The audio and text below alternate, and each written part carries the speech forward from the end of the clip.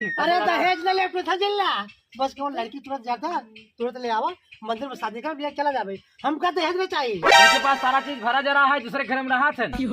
हाँ सब कोई मतलब आज भरा जा रहा है। और अब ये सरवा उल्टा कुल बतिया बोला था बियाह ना ठीक है कराओगे बाबू तुम्हें तो बतिया ले सारे तो पहले हमारा बतिया सुना। हाँ भैया भैया रसगुल्ला आए आए अरे देखो ए बाबू लड़की बुलावा। सुनो पहले बहुत ना इंसाफ होत बाटे जब से आए तब से मिठाई रसगुल्ला पेड़ा नाम करा किया है। अरे पानी बैठे पानी तो कुछ नहीं चाहिए तो नहीं मोहना बन गया भैंसी गोबर खा ले जा सारे बैठे च मार गया।